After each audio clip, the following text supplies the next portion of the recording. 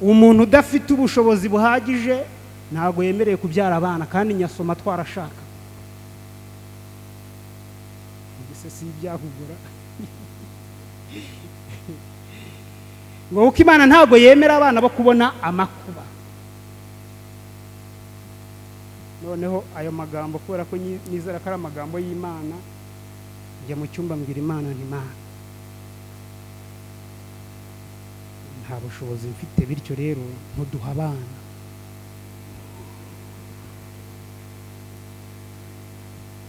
Shyiraho senga mbwira Imana ngo nta bushobozi dufite, ntago dukeneye kubona abana. Madamu nawe ashyiraho avuga ngo turashaka abana. Nuko ibyo bintu byari biteye mu rugo, ariko sinamubwira yuko ndi gusengera ko ntashaka abana.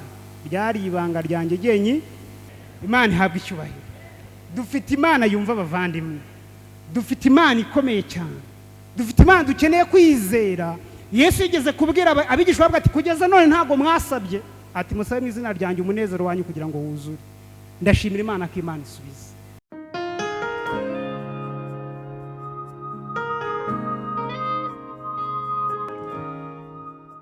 Arakoze. Ntabwo byoroshye kubona abantu umuntu ari buhere, ariko reka mvuge yuko umutima wanjye ndi kuririmba indirimbo ya 99 igiye ivugamo amagambo avuga ko ishavu n'ibyishimo bijya bihura. Ndabyibuka dupfusha umwana mu 2020, ntabwo nigeze mbabara, ariko uyu munsi mfite ishavu rivanze n'ibyishimo. Ndavuga ibintu bibiri byankomeje muri urugendo, ngiye mperaho ni amasomo abiri. Amasomo yaranyubatse cyane mu buzima bwanjye bw'imyaka, ubu tugeze 12 tubana.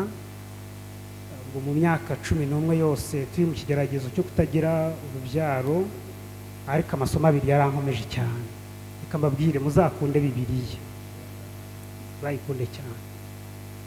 Isomo rya mbere ryankomezaga riri mu Baheburayo igice cya 12, riravuga ngo ni mwana ki udahanwa na se. Isomo raryumvishije? Ni mwana ki udahanwa na se. Najyaga nshimira Imana kubwo Imana yemeye ko mbona igihano, ubwo ndi umwana w'iki? W'Imana. Isomo rya kabiri ryo reka ndisome kubera ko nifuza ko rikomeza abandi kugira ngo nabo baryubakeho kandi bizababashishe kunesha mu ntambara umwanzi yabagabyeho. Ni mu Rwambere rw'Abakorinto igice cya 10, igitabo cya mbere Pawulo yandikiye Abakorinto igice cya 10 n'umurongo wa 13. Ndagira ngo muryumve neza. Iranditswe ngo nta kigeragezo kibasha kubageraho kitari rusange mu bantu. Ntago ari jye wari jyenyine, yego ni rusange. Hehe ushobora kuba ufite inshuti nawe bikaba rwose biyiriho, siko bimeze ra? Ariko reka nkubwiye, niwumva ugerageza ujye umenya ngo ntago ari we wenyine, bityo turize Imana, uvuga iti Imana irabizi. Iryo jambo rirakomeza rivuga ngo kandi Imana niyo kwizerwa, kuko itazabakundira kugeragezwa ibiruta ibyo mushobora, ahubwo hamwe n'ibibagerageza izabacira kanzu kugira ngo mubone uko mubasha kukihanganira. Imana ishyira ku munzani ikigeragezo ikabona ko ntashobora kukihanganira, ngaturiza Imana igihe byabaga bikomeye. Ubwo hari umuntu yacagamo akavuga ati ubwo Imana yemeye ko tugeragezwa, ubwo inashoboye kumenya ko dushoboye kubyihanganira. N'ubona utakigerageje ujye umenya ngo burya Imana yanabonye utabasha kukihanganira. Munyemerero mvuga iki ngiki. Zaburi 105, ho ndabasaba murambureyo. Nari nibo mbabwira amasomo abiri yankomeje, ariko nakomejwe n'inshuti yacu Yesu. Imana ihabwa icyubahiro. Yesu ni mwiza cyane. Zaburi 105 ni zaburi yankoze ku mutima cyane, irankomeza. Igihe twabyaraga uyu mwana numvishije ariyo ndirimbo naririmba. Haranditswe ngo nimushimire Uwiteka, mwambaze izina rye, mwamamaze imirimo yakoze mu mahanga. Nimumuririmbire, mumuririmbire ishimwe, muvuge imirimo itangaza yakoze yose, mwirate izina rye ryera. Imitima y'abashaka Uwiteka yishime. Imana ihabwe icyubahiro.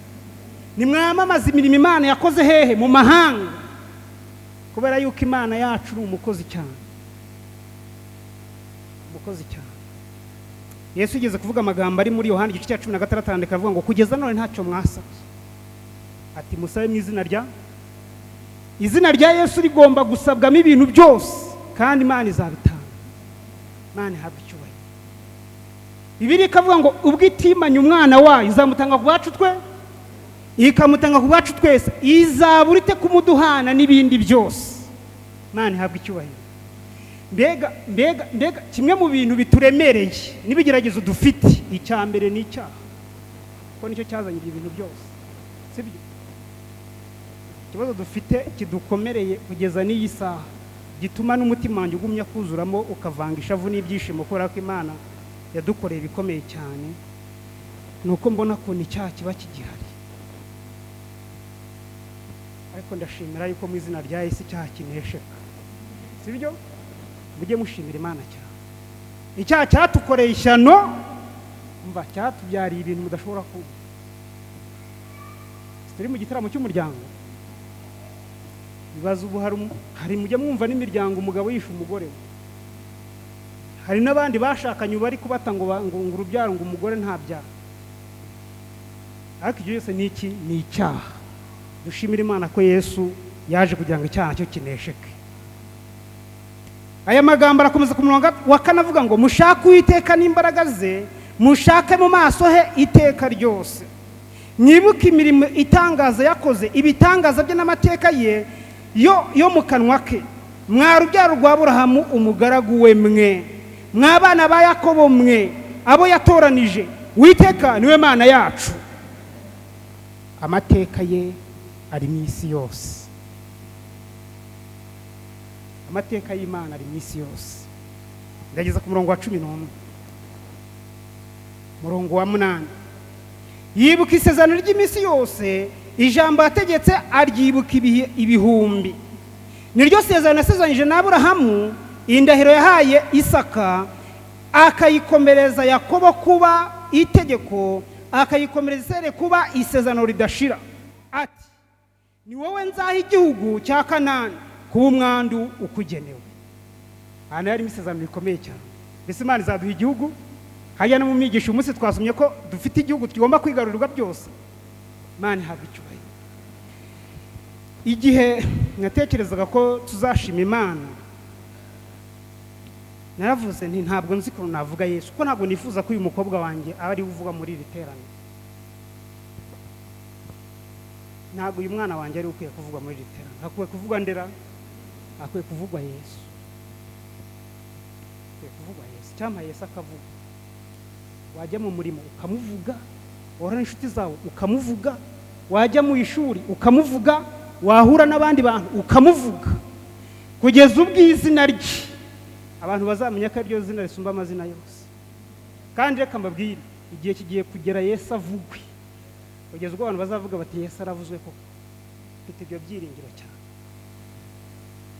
Yesu yigeze kubwira abantu, arababwira ati nimutizezwa n'ibyo mvuga, ati ko mwizezwe n'ibyo nkora. Hako mubona ko Yesu ari gukora cyane. Imana ihabwe icyubahiro. Igiye kuzageraho ijambo ry'Imana nibanga kuryumva, Imana ikore noneho. Reka nsoreze kuri aya magambo, ubundi tubabwire urugendo rukomeye rwadukomereye, ariko Yesu akabana natwe. Akaya magambo nyabasomere mu ba Filipi, munyemerere mu bumbure y'igice cya 2. Filipi igice cya 2,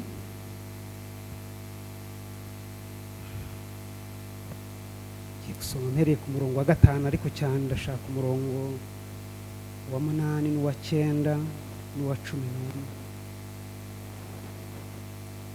haranditswe ngo mugire wa mutima wari muri Kristo Yesu, uwo nubwo yabanje kugira akamero k'Imana ntiyatekereje yuko guhana n'Imana ari ikintu cyo kugundirwa, ahubwo yisiga ubusa ajyana akamero k'umugaragu w'imbata, agira ishusho y'umuntu, kandi amaze kuboneka afite ishusho y'umuntu yicisha bugufi, araganduka ntiyanga no gupfa, ndetse apfa urupfu rwo ku musaraba. Nicyo cyatumye Imana imushyira hejuru cyane, ikamuha izina risumba ayandi mazina yose. Imana ihabwa icyubahiro.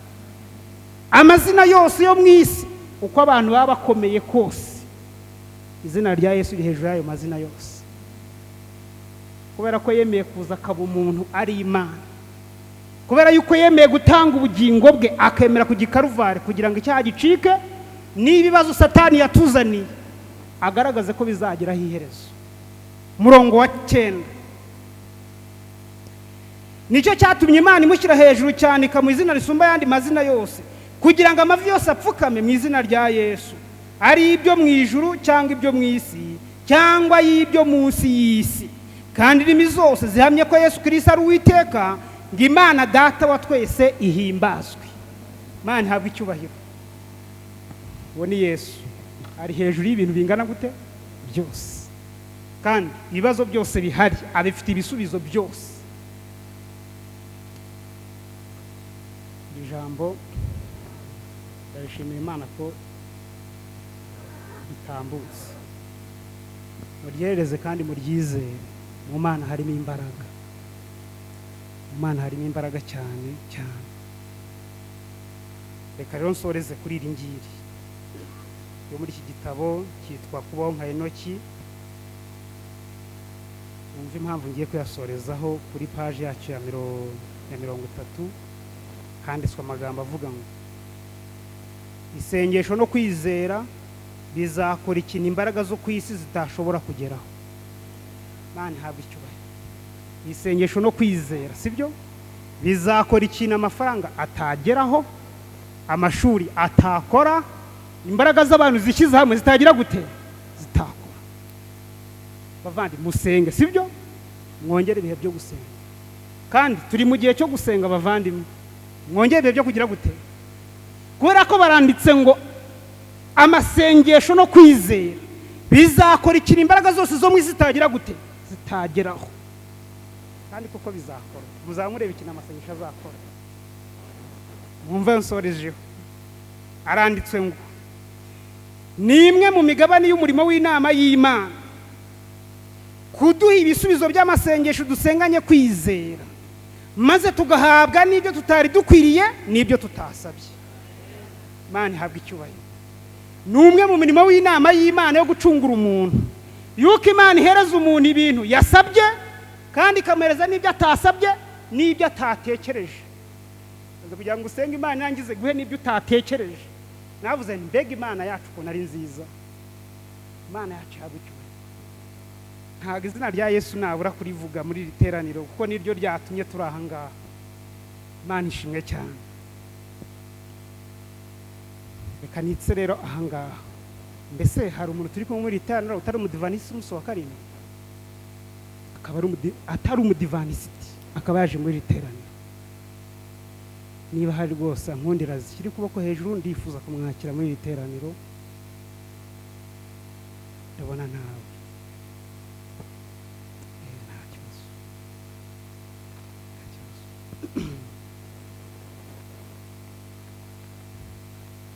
Sinzi ikintu kiri ku mutima wa madamu, ariko ndatekereza ko ari ikintu kinini,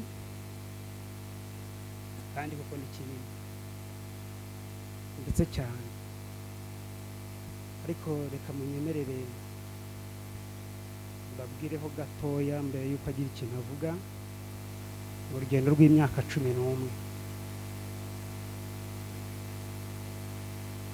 iyo mbonye duhagaze aha ngaha na madamu, mu rugendo rw'imyaka 11 ubundi ntabwo twakabaye dushobora no kugira umwenda wo kwambara, kuko rwari intambara gusa. Rwari intambara itwara ubushobozi, rwari intambara itwara ubwenge, rwari intambara yo kuba twanatandukana, rwari intambara kuri buri ntambwe yose. Ndabyibuka hari igihe twajyaga tujya kwa muganga, muganga akatubwira ati nyamara tumwe aciye ku ruhande akishakira umugore, ati n'undi akishakira umugabo, ati mwabyara.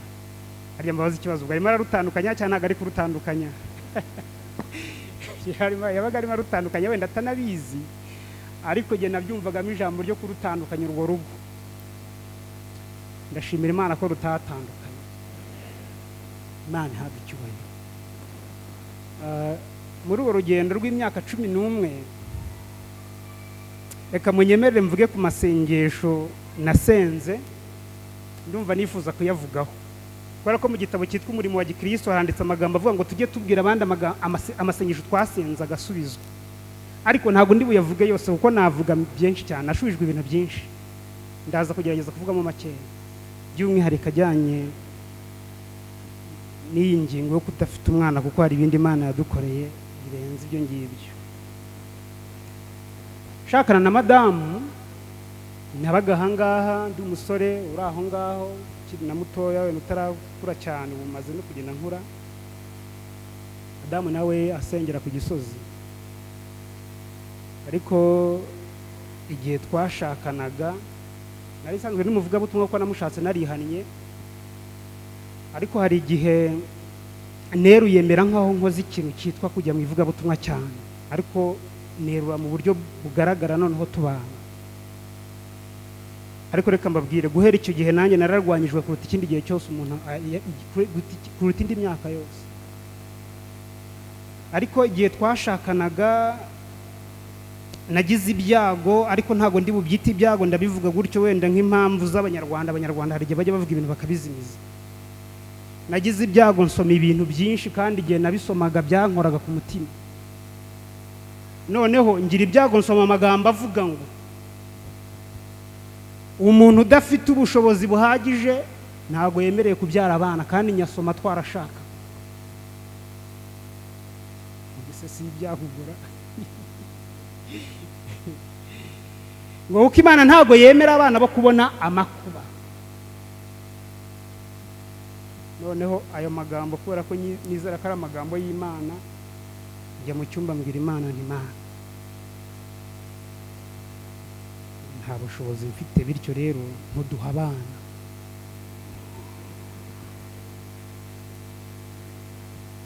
Shyiraho senga mbwira Imana ngo nta bushobozi dufite, ntabwo dukeneye kubona abana. Madamu nawe ashyiraho avuga ngo turashaka abana. Nuko ibyo bintu byari biteye mu rugo, ariko sinamubwira yuko ndi gusengera ko ntashaka abana. Byari ibanga ryanjye genyi. Nayarebaga nkareba umushahara ninjiza, nkareba ibyo nkora, nkasanga bishoboye kudutunga pe. Nta kibazo twari dufite, mutagira ngo twaraburara. Oya. Nkabona ndishyura inzu, nkabona turarya, nkabona rwose n'ivugabutumwa ndigiyemo, abantu babona niyambara agakote keza nagiye mu murimo baturiya mugabo ni igitangaza. Ariko nahindukira nkareba nkasanga nitubyara umwana ntago bizavamo. Siko Abanyarwanda bajya bavuga ikinyarwanda cy'ikigera, nkabona ntibizavamo. Kandi najyaga nganira n'abantu bakuru babyaye, bati kubyara umwana ati ni nko gushaka ibirongorano, mbega ni nko gushyingira. Avuga ni bya bintu birakomeye. Asenga rero nkayibwira gutyo, madamu nawe agasenga gutyo. Ndabyibuka Imana burya ni nziza. Hari igihe Imana yatugiriye ubuntu, ubw'ubuntu bw'Imana, mbona singikodesha, mbonye inzu yo kubamo. Ndangije ndatekereza n'amafaranga nashoboraga kwishyura inzu ubavuyeho yafasha umwana, kuko tumaze kugira aho kuba. Ndangije niherana madamu ndamubwira nti madamu rero ntubungubu noneho tugiye kubona umwana. Ntiyamenye ikintu umubwiye, kandi nanjye hari igihe nyangira amagambo makeya, ariko sigiye nyine ahubwo abagabo benshi bateye batyo. Ndamubwira nti rero ubu tugiye kubona umwana, ntiyamenye icyo mubwiye. Naho ubwo isengesho ryo gusaba ko tudakeneye umwana ryamaze kugira gute, ryamaze gusubizwa. Mu magambo make Imana yavuze ngiye ubushobozi kugira ngo ubone umwana. Ariko Imana igiye gusubiza umuntu, hari ukuntu ibintu bikomera. madamu yararwaye cyane, abizi ko ari ugira icyo abivugaho.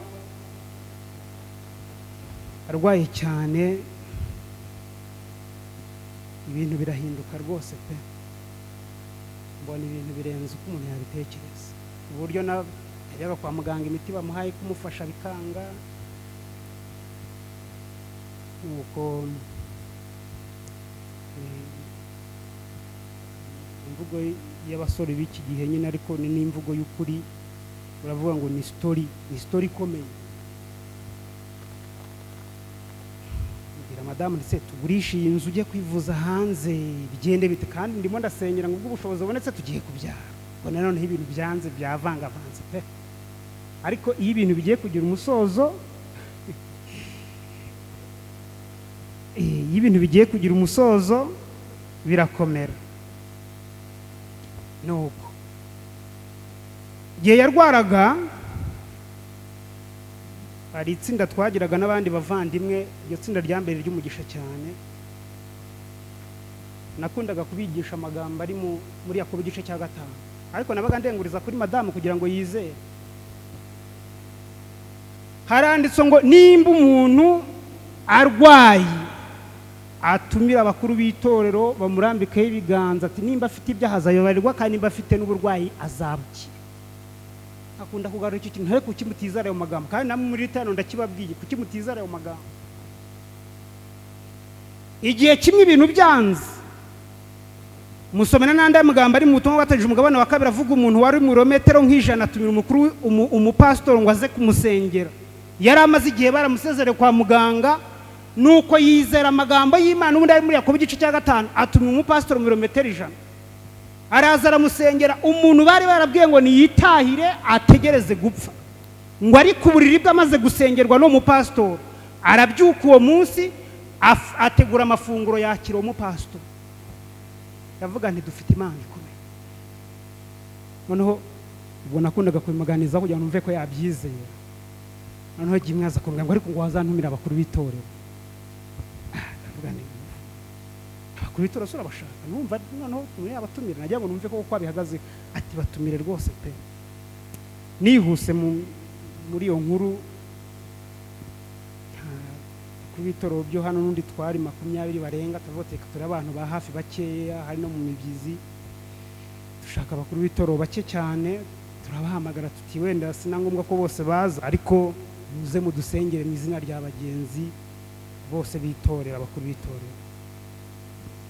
Natangajwe no kubyuka uwo munsi madamu akabyuka yakize.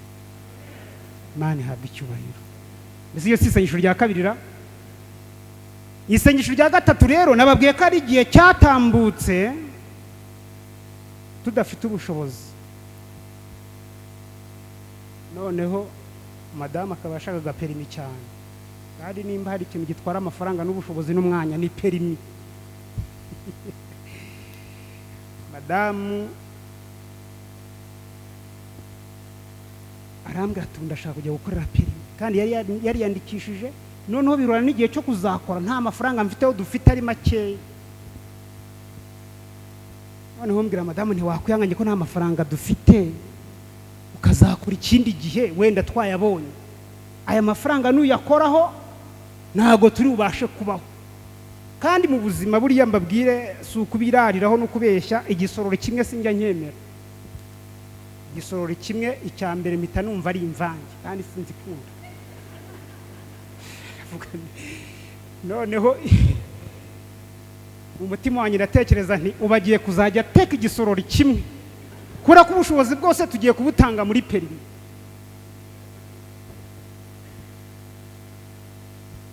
Igisororo iyo mbonye ameza ari igisororo kimwe rwose ncika intege.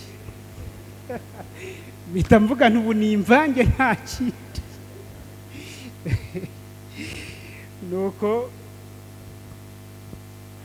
Nuko ndamuhendahenda arananira pe, angatoya ati ngomba kujya gukora. Ubwo tubiraramo ku mugoroba, mu gitondo birancanga, mbwira Imana numva Mana ibintu birakomeye.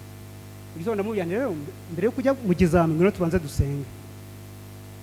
Mbwira Imana nti Mana ndakwinginze iyi perimi igiye kuzadutesha umutwe.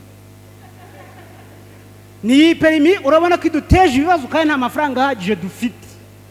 Ni none ndagusabye umunsi umuhe perimi. Hari igihe umuntu asenga ukagira ngo afite ibisazi. Ndangije madamu ajya gukora, arampamagara ati natsinze. Imana ihabwa icyubahiro.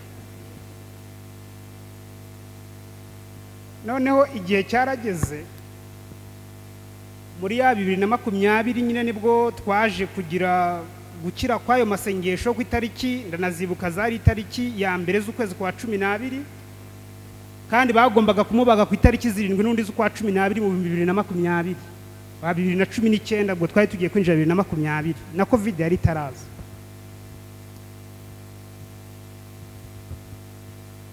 Nuko tubona madamu arasamye, nabwo bibayemo imbaraga z'abaganga cyane. Wenda ni story bwo wenda arayivugaho, nzi ko ari we wanayisobanura neza no kundusha.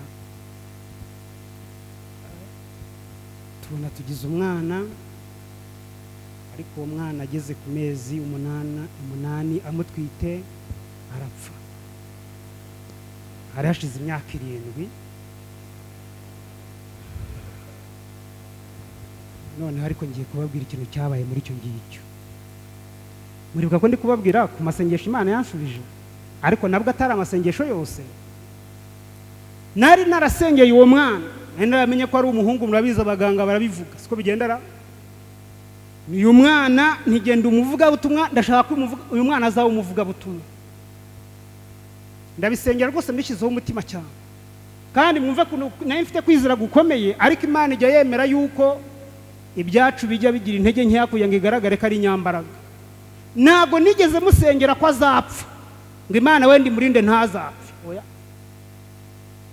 Ni narasengeye umwana ibintu bibiri, icyambe ni ukuzamubona, icyakabi ni ukuzamuvuga butumwa. Ibyo nibyo bintu nasengeraga Imana. Hari ibintu biba bitangaje abavandimwe. Nuko ku mezi 8 umwana nakoze impanuka ari kuwa 4, bukeye kuwa 5 tujya kwa muganga yaraye atameze neza, dusanga ngo umwana yapfuye. Ibintu byabaye ubundi muri uwo mwaka, njya numva mfite ibyiringiro ko Imana izansobanura umurongo w'ibyo bintu neza, kubera ko ni ibintu bitasobanutse. Nagombaga gupfa ari kuwa 4, umwana agapfa ari kuwa 5, byareba nabi no ku cyumweru mama wagapfa. Nuko ibyo bintu byari biteye. Mu gitabo mfite hano cyitwa Ibihamya by'Itorero volume ya 5 handitsemo amagambo kuri page 435, amagambo avuga ngo turamutse ngo Imana yabonse ishoye kuvanaho isi igaragara n'itagaragara ngo tukabasha kwitegereza intambara Kristo arwana n'abamarayika ba Satani na Satani ubwe, ngo twatangara cyane, ngo twabona ukuntu Imana iturwanira, ngo kandi twese twahita tumenya umugambi Imana dufite wo kutuvanaho icyaha. Ariko iyo ntambara yarantangaje, ndavuga nti mbonye intambara ntazigera nibagirwa mu buzima bwanjye. Ndabyibuka igihe hari ku cyumweru twamaze gushyingura, tugeze mu rugo aho twari dutuye, nimbivuga abantu bagira ngo wenda umuntu arerekwa cyangwa ararota, ariko Imana igira ukuntu ivugana n'imitekerezo n'umutima by'umuntu. Sinzabyibuka igihe Florida niwe wasenze isengesho risoza iyo gahunda, numvishe mu mutima wanjye hajemo ikintu kivuga ngo intambara mwari mufite irarangiye. Ndavuga nti hari intambara idasanzwe. Ariko reka mvuge nyine kugusuzwa kwayo masengesho uko umwana yarapfuye, sicyo mutegereje ra, kandi nanjye nicyo nababwiye nshaka kubabwira.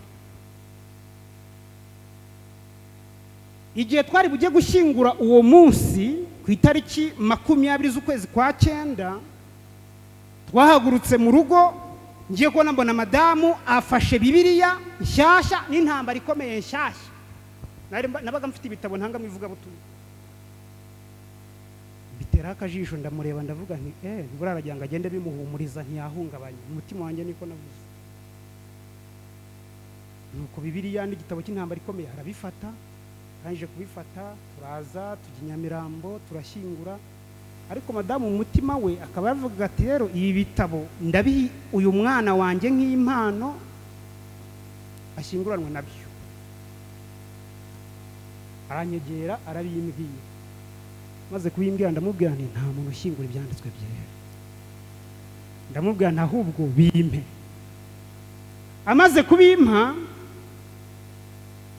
mu mutima wanjye ubwonko bwanjye burakora, buhita bukorana n'abantu birirwa ku irimbi bashingura bategereje umuntu baha ikiraka cyo gucukura no gushyiraho itaka. Ndavuga nta bantu niba uyu mwana agomba kubwiriza.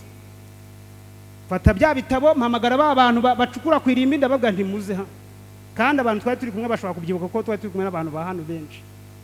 Fata bya bitabo ndababwira nti rero uyu mwana ni namusengeye kazamuvuga butumwa, izi mpano zarize ariko nimwe bwabwirije ubutumwa. Ibitabo ndabibahereza. Mbese narashubijwe cyane ntabwo nashubijwe. Ibitabo sijye wabiteguye, ariko Imana ashaka gusohoza isengesho nagize gute nasenze. Ikintu cyantangaje, ubwonko bwanjye bwatinze kuri abo bantu, ariko nabonye kuntu bishimye, nanjye numva ndanezerewe mu mutima. Nayi bahaye mbona batanye umunezero mwinshi cyane. Umubyeyi wacu avuga ati uyu mwana namugeneye inka, none iyo nka ndayibahaye. Turavuga tuti iyo nka igomba kuzajya mu ivuga butumwa. Nundi muntu aduheza intama, ndabyibuka byabaye 400. Tubizana hano ku itoro ngo bizakora umurimo w'ivuga butumwa. Mbese umwana arabwirije cyangwa ntabwirije? Numvishe nshubijwe rwose ku masengesho Imana nasenze Imana, kandi no kumubona naramubonye, we ni utarambo, kandi n'usinye narasengeye ngo azambone. Kanjye kwisengesho risoza kandi nyihorere. Umwaka ushize wa 2024, uyu ntabwo turawusoza wa 2025, madamu yagakunda kumbwira ati ariko kudasengera ngo tubone umwana. Ntabwo ndabisengera, ariko nene arabaye umunyantege nkeya mu ruhande rumwe ndetse cyane. Igihe twapfushaga uwo mwana ntabwo nongeye gusenga Imana ngo izaduha umwana. Nabwiraga Imana, ese urashaka kuma abana mu kwizera? Nta bana mu nda yanyu ushaka kuma? Ni rero ujye umpa imbaraga mbasha kubwiriza mbona abana mu kwizera. Ariko ntimaze kubona yuko abana banjye mu nda yanjye mbona bitagize gute bidashoboka. Noneho ariko nkajya mbwira Imana nti ise murakurikiye, aragaruka mu ihanga impumure ahitaga. Nkajya mbwira Imana nti ntibibe uko nshaka, bibe uko ushaka. Iryo sengesho nubwo ndisenze, ntinushaka kuduha umwana uzamuduhe, niwumva kandi atari ngombwa, uri Imana nziza ntuzamuduhe. Ariko hari ikintu madamu yakoze nifuza gushishikariza ababyeyi bose bari muri iri teraniro. Aranyegera arambwira ati ngiye maze kubona neza kudasengera ibintu byo kubona umwana. Ndamubwira nti rero rwose ibyo gumya kuguhisha nisigaye nsengera ngo yuko Imana ishaka niba kuduha umwana cyangwa kutaduha umwana, kandi kuko niko nasenga. Azamura ikintu cyanejeje mu mutima kandi kimbera umugisha. Azamura ijambo rivuga ngo Isaka yasengeye umugore we Rebeka babona umwana, kuki utansenge? Ati kandi ibintu byose usengeye biremera. Yari afite amakuru ibintu byose nagiye nsengera. Ati none kuki utansenge? Abivuga inshuro ya mbere, inshuro ya kabiri, numva ndatsinzwe mu mutima. Ndamufata hari mu gitondo, ndamujyana nti ngwino tugende mu cyumba dusenge. Ndamujyana tujya imbere y'igitanda, mbwira Imana mvama mu nshingano zose waduhaye, nimba ushaka kutwongera y'inshingano yitwa umwana, turagusabye uduha umwana. Nuko nasenze duhagurukaho, ariko muri uko kwezi kwa 4 niko madamu yasamiyemo. Imana ihabwa icyubahiro. Dufite Imana yumva abavandimwe, dufite Imana ikomeye cyane, dufite Imana dukeneye kwizera. Yesu yigeze kubwira abigishwa bavuga ati kugeza none ntago mwasabye, ati musabe mu izina ryanjye umunezero wanyu kugira ngo wuzure. Ndashimira Imana ko Imana isubiza. Imana yacu ihabwa icyubahiro. Yumva rero nagarukira ahangaha, nagarukira ahangaha nkatanga ituro ry'ishimwe kandi ngahamagara Queen na mama naradakagaruka ahangaha nkavuga ikintu cyo gushimira Imana nifuza kuvuga. Bamundebera garuke na Queen aza ahangaha mvuga ikintu kindi ku mutima cyabaye muri uyu mwaka igihe natekerezaga kuzaza gushimira Imana aha hantu, kuko njye na madamu turabanyamuhima cyane, kandi uko niko kuri kwabyo. Niho namenye ubutumwa bwiza, niho nihaniye, niho hafite amateka yanjye menshi cyane.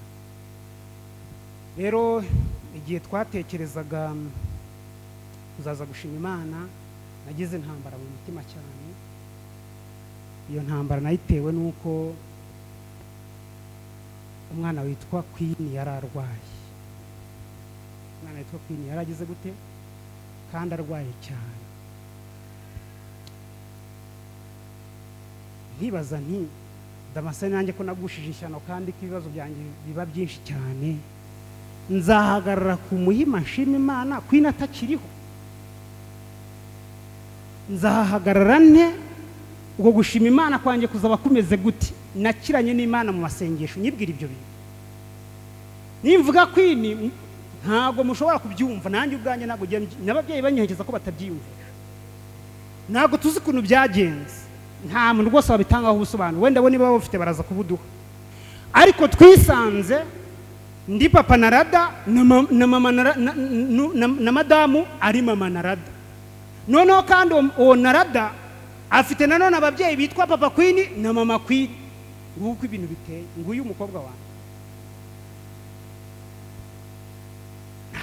Ntago nanjye mbyumva, bijya binanira, ariko menya impamvu Imana yagira ngo mu buzima bwanjye imbwira iti humura mwana wanjye, aturetse nabo abyara mu nda ufite n'abandi Imana yaguteganirije. Mbega ukuntu Imana ijya iduhereza ibyiringiro, mbega Imana yacu nziza, mbega guhagarara hano Queen ahumeka yararwaye cyane akagera no gupfa, mbega ukuntu Imana yacu ari nziza.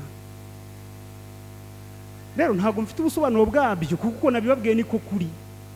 Papa we na mama we barahangaha, ariko ni ukuri uyu mwana 50 nuko biteye.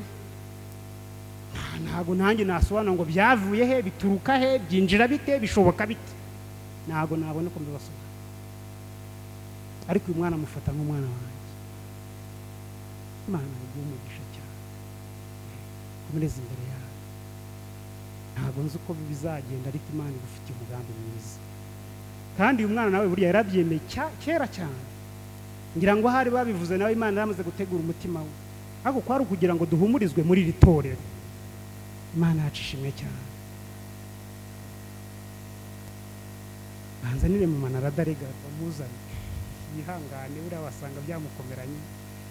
Gerageza bamubwire yihute, kuko n'igihe nacyo kiratwirukankana.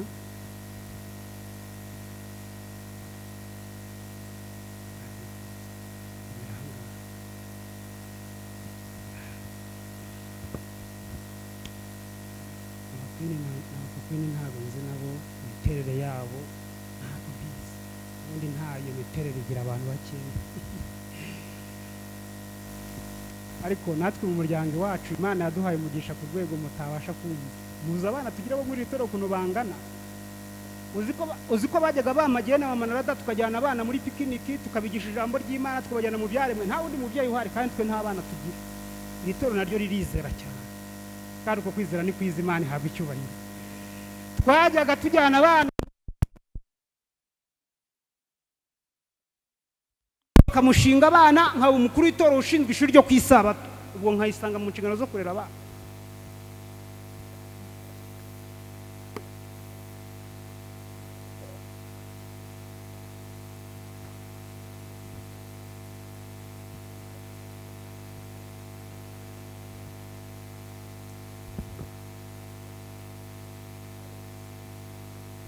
Imana ni nziza kandi ibihe byose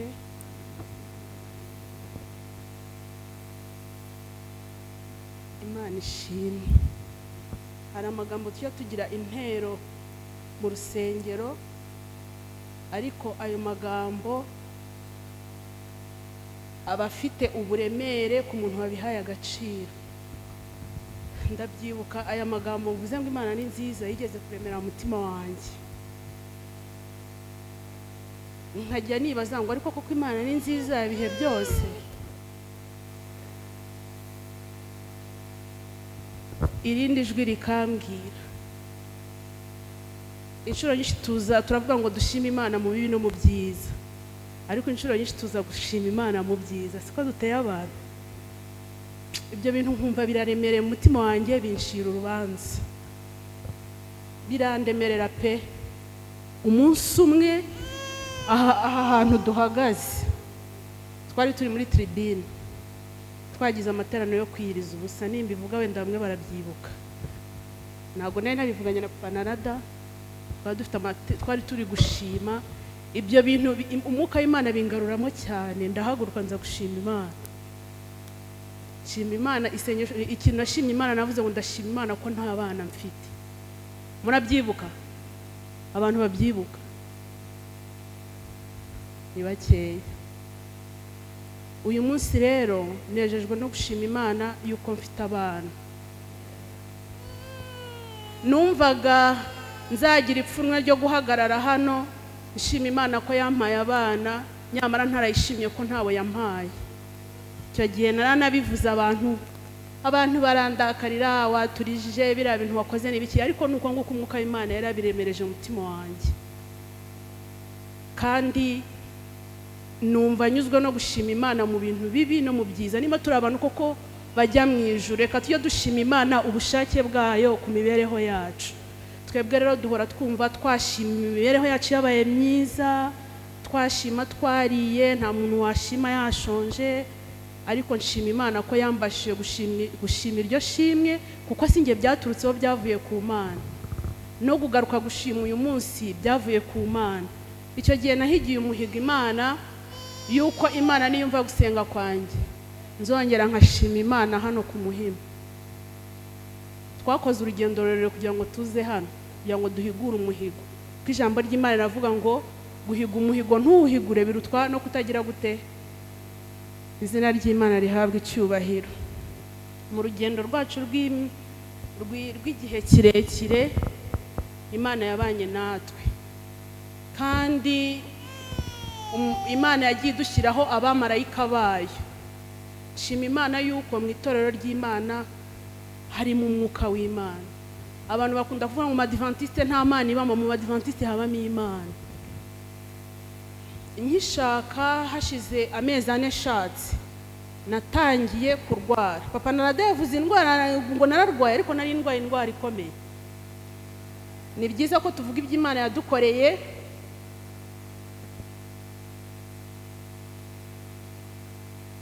Muri Bibiliya muzi umugore wakoze kuri Yesu, muramwibuka? Yari amaze imyaka 10 n'ingahe agira ate? Iyo ndwara niyo nari ndwaye. Nayirwaye imyaka 7. Mwambonaga hano, iyo ndwara ariyo ndwaye. Natangiye kwirwara maze amezi 4 nshatse. Uko bavuga muri Bibiliya yuko uriya mugore amafaranga yari yaramushizeho, siko bavuga? Ubutunzi bwe bwari bwaramushizeho. Mubyitegereje neza mwasanga hari ibintu byinshi bya hano ku Muhima tutabagamo, kubera ko amafaranga yacu yabaga kwa muganga. Twabaga mu bintu bike cyane. Mu mutwe wacu habaga turi gukora amafaranga yo kujya kwa muganga. Ni indwara ibabaza, ni indwara itwara amafaranga yo kwa muganga ndetse nayo mu rugo, kuko hagomba isuku, sibyo ra? Ni indwara ikomeye cyane. Ngewe nabanye nayo. Uriya mugore muri Bibiliya musomye mwumva neza. Ariko ndashima Imana kwikiza.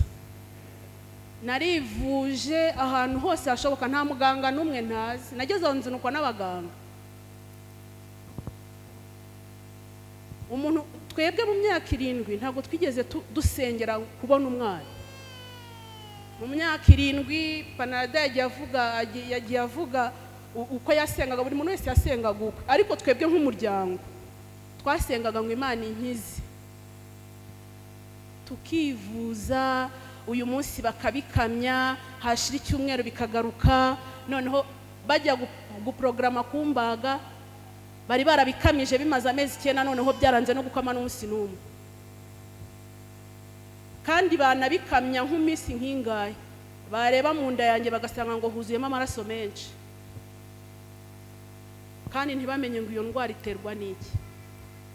Hanyuma umunsi umwe nivurizaga hano kwa Claude aporogaramu kumbaga, nawe gukama byaranze. Muganga arambwira ati rero nzakubaga uva. Abaganga bari aha ngaha kubaga umuntu uva ni ibintu byoroshye, inshuro nyinshi ugwa ku iseta.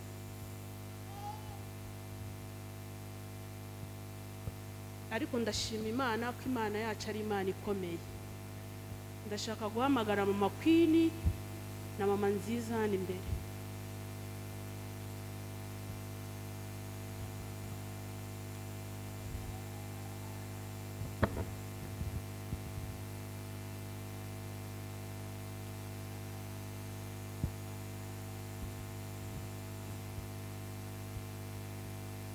Iyo ndwara ni indwara utaratira abantu bose, sibyara n'abantu bari hano hari ababyumvishe bwa mbere. Ariko uko duhagaze hano na Papa na Rada, ndashima Imana ko muri urwo rugendo yampaye kubana n'aba bantu. Aba bantu hano mu rusengero bahoraga bancungiye umutekano, hakabaye n'igihe rimwe na rimwe bashaka no kunshinga ibintu cyangwa kunshyira mu bintu bakabihakana ko bari bazi impamvu. Kandi twabanye ku karago, ndabyibuka twasengaga buri wa mbere wa leta, twaba turi kumwe. Inshuro nyinshi twabaga turi kumwe baje mu rugo, twaba tutari kumwe twirizaga ubusa, buri muntu aho uhari tukagira isaha yo gusenga, dusengera ikibazo twari dufite. Aka kanya rero mpagaze hano nejejwe no gushima Imana ko yumvishe gusenga kwacu. Twari tutarabona umwanya wo kubishima twese turi kumwe imbere y'iteraniro, uko Imana yadukoreye ibikomeye cyane, byari urugamba rukomeye. Ikindi nasomye amagambo muri Rengera Ubuzima avuga ngo abarwayi, bavuga ku baganga ko bakwiye kubwira neza abarwayi, kandi bavuga ngo mu minsi isoza y'umurwayi ngo abaganga bafite ubushobozi bwo kwizeza abarwayi Imana. Siko havuga? Murumva ubushobozi bw'abaganga bafite? Kwizera kwanjye kugira ngo gukomere nabitewe n'aba bantu duhagararanye hano. Ariko mujye musaba Imana ibahe abantu ba hafi yanyu babakomeza mu kwizera. Rero nshimiye Imana ko aba bavandimwe n'umutware wanjye barankomeje mu kwizera. Twigaga amagambo tukanayavugana kuri telefone, uko tuyaganira umutima wanjye uragenda urabyizera nk'uko yabibabwiye. Ndamubwira nti ntumira abakuru b'itorero, nabimubwiye gatatu akajya ambwira ati ibyo bintu uracyabirimo. Ndamwanira ndacyabirimo. Byari ibintu bikomeye. Ahamagara abakuru b'itorero baraza baransengera, hari kuwa mbere w'isabato. Mu kunsengera ntabwo bigeze baza ngo basenge bimwe by'abarokore tumenyereye ngo turategetse ngo tugize gute. Baraje barasenga, turaririmba, ahubwo twiga icyo Imana ishaka ku muntu ugeragezwa. Ni igiki Imana iba ishakaho mu gihe ndi mu kigeragezo. Ikintu gitangaje, ngiye nta nubwo nahise mvuga ngo nizeye gukira. Nahise mvuga nti Imana nsobanukiwe nuko impamvu ngerageza ari uko nkunda. Kuva uyu munsi nemeye kujya mu nzira yawe kugeragezwa kugira ngo nzasohoke ndi zahabu. Ntabwo nigeze mvuga ngo Mana ngo ubu ndakize. Nahise mbona ko ari umunsi wo kugira ngo nkomere mu kigeragezo, mbane nacyo. Nahise mvuga ngo ngiye kubana nacyo nshikame. Ikintu gitangaje, narabyutse bya bintu ndabibura, ndaceceka. Ku munsi wa kabiri ndabibura, nibwo nabimubwiye. Twese dushima Imana. Rero aba bavandimwe wenda n'abagwe ngo bakomeze bahagarare, byari ishimwe natambutsaga ko Imana yumvishe gusenga kwacu. Imana ibaha umugisha. Ikindi kintu nshimira Imana, shima Imana ko muri urugendo yampaye abana. Dore umwana wa mbere nagize n'uyu. Uyu niwe mfura yacu. Atari papa na mama baje ngo mwakire umwana. Inshuro nyinshi niyo mubyibuka muno mu rusengero ahantu nabaga nicaranye n'utwana twinshi. Bose nabonye barabaye abagabo, abandi babaye inkumi.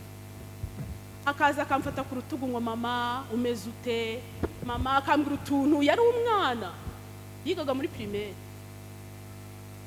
Ariko ndashima Imana ko yamukujije, kandi hari byinshi nshimira Imana kuri we cyane. Imana ibishimirwe. Ndashimira Imana yuko yampaye itorero ryo ku Muhima. Nkuko umutware yabivugaga, ni ibintu bitangaje kubona nta bana ugira abantu, itorero rikaguha abana riri nahagere.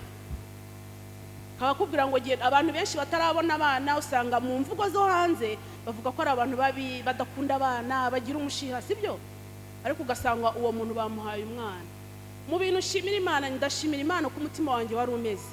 Nta munsi n'umwe nigeze nicara ngo ndemererwe ngo nta mwana. Sinzi ukuntu Imana yabigenje, ngo numve ngo mfite igihu mu mutwe wanjye ngo ndijimye. Sinzi ukuntu Imana yabigenje. Ndashima Imana rero ko yanshyize mu itorero rya Muhima. Itorero rya Muhima naryo rikampa abana, rikampa urubyiruko. Ndarishimiye kandi mbishimira Imana ko ariyo yabikoze. Izina ry'Imana rihabwa icyubahiro. Ndashimira n'ababyeyi batigeze bakumira abana babo ku nsanga. Ababyeyi mwarakoze, buri mubyeyi wese wanshyize umwana mu biganza bye. Ndabyibuka mama Bigayire n'igihe yazaga akansigira abana akigendera. Ndashimira rero icyo cyizere kandi gusenga kwanyu Imana yarakumvise. Imana ibahe umugisha. Rero twavuga byinshi, ariko Imana yacu ni nziza, kandi ndabashishikariza ko dukomeza gusenga Imana. Imana yacu irakomeye. Buriya tujye dukunda Imana, tunasenge tuyishyuza amasezerano. Nigeze kujya nkamubwira nti ariko ko muri Bibiliya harimo abagabo bagiye basengera abagore babo batabona abana, kuki ngiye utansengera ngo mbone umwana? Wenda ntabwo ndi busubire mu bintu yavuze. Najyaga nanamubwira ngo ni wowe utuma ntabona abana. Ariko ndashima Imana, umunsi umwe tujya sinzi niba yabivuze naye nasohotse, umunsi umwe naramubwiye nti ni wowe utuma ntabona abana. Arambwira ati ngwino ngusengere.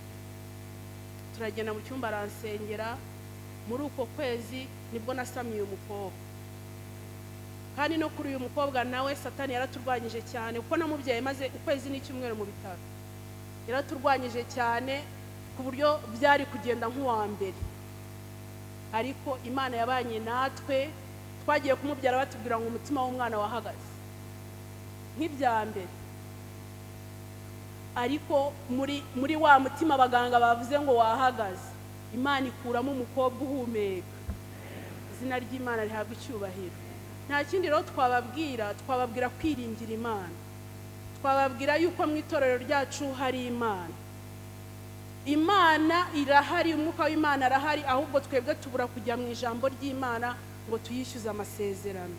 Kandi nk'uko twabyize, ntabwo Imana ijya igerageza umuntu ibyo atabasha kwihanganira. Turashimira Imana yuko yatubashije kubyihanganira. Turashimira Imana yuko mwabanye natwe mukatubera abavandimwe.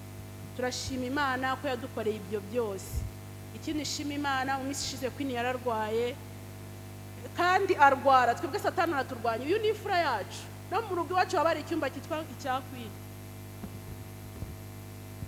ariko ukabona ukuntu Satani nyine ari kubirwanya. Turashima Imana ko nawe twasenze Imana ikamukiza. Hari igihe tujya dusenga abantu ntibizere yuko Imana yacu ikora, bakabyitirira izindi mana. Imana yacu irakora. Ku mwana wa mbere namutwise habaye imbaraga z'abaganga, imiti myinshi yari nahenze, ariko uyu nguyu namusamye ntanabizi. Nanabimenye hashize igihe, ngiye numva ari umunaniro, n'ibyo bintu bitakinandimo byaranamvuyemo. Nta kinini nanyweye, nta n'akantu na kamwe nanyweye, ariko Imana mu gihe cyayo irakora. Ikindi urumva, umuganga wamvuraga yaduhaye ripoti y'ibintu nari ndwaye. Twamusabye ripoti, ariko tubonamo ikintu atari yaratubwiye. Turavuga ariko ubu abaganga murabizi, rimwe na rimwe abaganga bajya bakora amakosa, nabo n'abantu. Turavuga ati dukwiye gushaka ubuvuzi bwisumbuyeho tukajya kureba ibintu avuga. Turanaplaninga uko tuzajya mu Buhinde mu kwa mbere. nagombaga kujya kwivuza kugira ngo barebe kuko n'uburyo umutima w'umwana wahagararaga byatewe na sajari bankoreye. Barambaze ngira inkovu mu nda, umwana n'uwa mbere niko byagenze, twabimenye ku wa kabiri. Noneho ntwite placenta iragenda ifata mu nkovu, placenta yigabanyamo kabiri, umwana ajya mu gice kimwe, ikindi gice babyita placenta bipolaire, abaganga barabyumva, ikindi gice kijyamo ubusa. Aho hantu mu nkovu cyafashe muganga yasobanuye ko haba hameze nk'urutare, nta maraso yinjiramo, nta mwuka winjiramo. Nicyo gihe kigera umwana uko akura akabura umwuka, akabura n'amaraso, agapfa. Ndashima rero n'Imana yuko n'abaganga ibyo babashije kubibona, umwana akabaho. Reka dukomeze gushima Imana kandi mbasaba nk'abavandimwe ngo twiringire Imana. Shimye Imana ko imbashije guhigura umuhigo nahize ko nzayihigurira hano ku Muhima. Ahantu tuba bakira abana, ariko twari twaravuze ko tuzamwakiriza ku Muhima. Tumwakirije afite umwaka, yujuje umwaka ejo, ariko kubw'umuhigo twahize tuzashaka uburyo tujye kuwuhigurira aho twavugiye ko tuzahigurira uwo muhigo. Dushima Imana rero ko ari itubashishije, twebwe ntacyo twashobora. Dushima Imana ko itubashishije guhigura umuhigo twahize. Ndabinginze mbingingira ngo tugeze mu bihe by'imperuka, dukomere kuri Kristo, tumwiringire. Yesu wacu arashoboye, tumwiringire, tumwikomerezaho akaramata. Azaduha nk'uko twabisomye, n'ibyo tutasabye, n'ibyo tudatekereza azabiduha. Mureke tumwiringire. Imana ibahe umugisha. Arakoze cyane. Reka hamagara Papa Queen na Mama Queen baza hano na Everine bagaruke,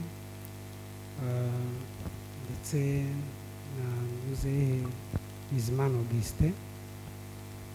Duse nkaho tugera mu cyiciro gisoza, ndaza no guhamagara umuyobozi w'ababimbuzi kubera yuko ndifuza kuvuga iki kintu. Abana b'Imana baramutse bashyize hamwe bakazamura amajwi yabo basenga Imana kubw'ikibazo bafite, Imana yigitangira igisubizo. Ibyo bintu ni ukuri. Turasoma amagambo avuga ngo ab'itoro bagira umwete wo gusengera Petero ari mu nzu y'imbohe. Hakugira ngo bamwice kuri Pasika, Petero asohorwa mu nzu y'imbohe, kandi biravuga ngo nuko ahita bagarurwamo. Imana ihabwa icyubahiro. Yaba twasengeranaga pe, umuntu akagira ikibazo akabazi ngo bandi bazamwumva, nukuri twagira umugisha. Mureke dusabirane bigishoboka, Imana izaduha umugisha. Reka nsabe kandi n'umudiyakoni yigize hafi igiseke ko turifuza gutura amaturo yo gushima Imana, ko kiri mwe mu byagombaga gukorwa, ariko akigira hino. Reka mere kuri Papa Queen. Haleluya. Iby'Imana ikora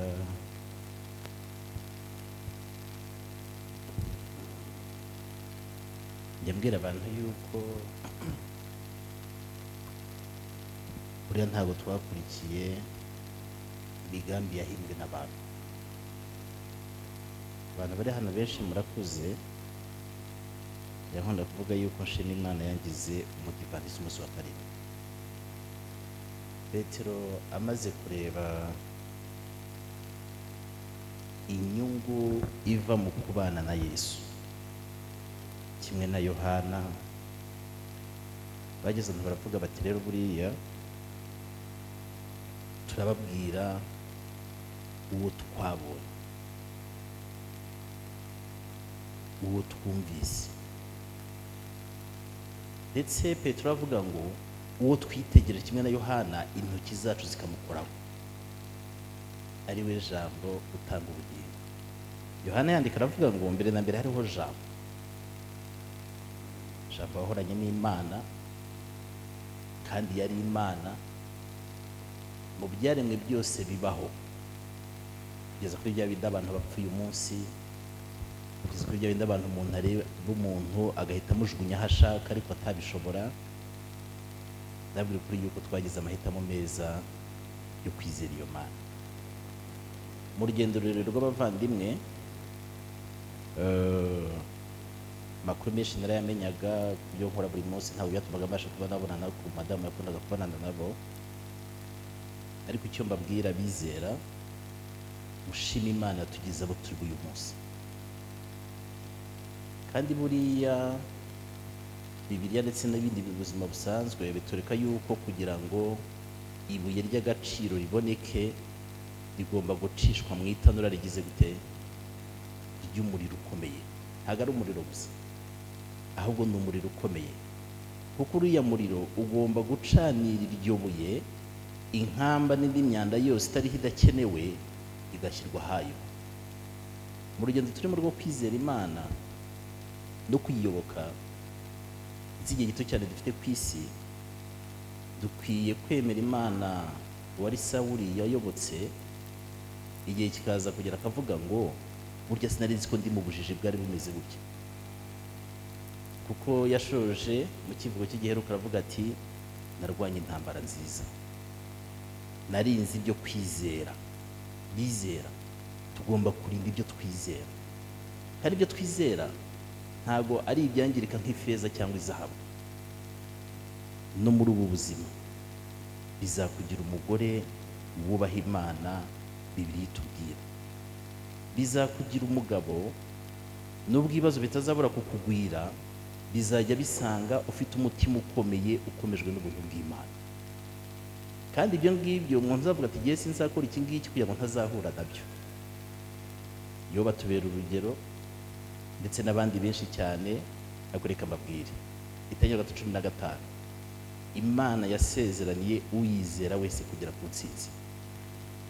Cyo shimira Imana. Igitabo cy'Abaheburayo 11, reka ninginga bizera. Bijya bibabaza kugira ubutunzi nk'ubwo dufite mu itorero. Ku giti cyanjye nkavuga ngo ibi byagenewe abandi ntabwo ari byo bireba. Uzi ko ibyo bintu no muri ubuzima bizaguhombya. Kiriya ni ikiganza ibyanditswe byera Imana yaduhaye, kigumya kubana n'abizera Imana iyo bageze mu bihe by'amakuba. Icyo kiganza kirabarwanirira. Ndi umuhamya w'ibyo. Ibyavugiwe aha byose birahishura yuko dukwiye kuba muri bya bintu twagize akamenyero. Intambara byanze bikunze uzayisangamo. Nta kiringiti uziyorosa, nta mwanya uri munsi y'ubutaka uzabyihishamo, byanze bikuze uzahura nayo. Ariko ihumure dufite, Yesu yaranesheje. Ubwo naganiraga na Damascene ndetse igihe kiza kugera, ari kumwe n'itsinda ry'abayobozi b'itorero baje kujya kuri gahunda ubwo baturarikaga, buriya dufite amasezerano Imana yatanze. Igihe Imana yamaze kubona ko isi yo mu gihe cya Aburahamu nyuma y'umwuzure abantu bakomeje, ndetse cyatumye isi ya mbere irengwaho n'umwuzure, ni uko abantu bashayishije. Bibiliya iravuga ngo Imana ibonye ko kwibwira kw'abantu ari kubi gusa. Kugeza ryari? Ntabwo mwasomye se? Imana ibonye ko kwibwira kw'abantu ari kubi gusa kugeza iteka ryose, iravuga ngo umwuka w'Imana nzahora aruhanya n'abantu. Tujye twibuka yuko buriya turi abantu dufite iherezo, ndetse Bibiliya idushyirira ku mugaragaro, ikadukura inzira ku murima. Imyaka yo kurama kwacu ni imyaka 70. Yaba ibaye myinshi cyane ikaba ingahe? 80. Yuzuye iki? Yuzuye umubabaro no guhangayika. Ariko Imana igatanga isezerano yuko mu bintu bibiri twakizwe imbere, umugisha n'umuvumo, urupfu n'ubugingo, Uwiteka aratwinginga. Ndabingingira guhitamo inzira y'umucyo, guhitamo inzira y'ubugingo, kuko asezerana kuzabana natwe. Iryo sezerano ry'intsinzi Imana yahaye abayizera, babwiza ukuri, nta n'umwe yigeze ibura kurisohoreza. Soza muri Yoshuwa igice cya 21, mufate Bibiliya. Mu rugendo rurerure cyane Imana yabanye na Aburahamu ikabana n'abamukomokaho. Dushima Imana yuko ubwo Eliyani yabonaga yuko kubyara atari ibye, atari ibintu yasezeraniwe, ubwo Damascene avugaga ati bampaye abana, babisobanuye mu buryo burambuye cyane, ndetse abizera bamwe hari igihe bagera hano bakavuga bati umwana wanjye se nimuhe uyu muntu akamwitirirwa, byaba ari iby'iwabo byamukurikiye bikazankurikirira umwana. Buriya ntiyahageze. Twizera Imana ikomeye. Imana twizera niyo yaremye isi n'ijuru tureba, niyo yatanze amasezerano, isezerano uyizera wese yuko izabana nawe. Impano ku minsi mikuru y'ivuka ryabo, uwo munsi bawugira igihe cyo kubaha umwana nk'aho icyubahiro cyari gikwiye guhabwa ikiremwa muntu. Damascene yavuze ati izi mpano nisangamo iza Yesu nzazimuha. Ntabwo ari igihe cyo kuvuga ngo dukore anniversaire y'umwana, noneho tumugurire ibintu, tumurundire, tumuhe utugare. Umwana se yakoze. Ariko iyi ngingo murayumvise? Reka nongere nyisubiremo. Muri iki gihe tubona ababyeyi bavunika bidasanzwe kugira ngo bahe abana bana impano ku minsi mikuru y'ivuka ryabo. Uwo munsi bawugira igihe cyo kubaha umwana nk'aho icyubahiro cyari gikwiye guhabwa ikiremwa muntu. Satani yatambitse muri iyo gahunda, yateshuwe intekerezo n'impano byerekeye ku bantu. Uko niko ibitekerezo by'abana babyerekeza kuri bo ubwabo, nk'aho ari bo bagombye kwitabwaho mu buryo budasanzwe. Ntabwo abana ari bo bakwiye kwitabwaho kurenza ko mwabazana hano mu rusengero bagashima Imana.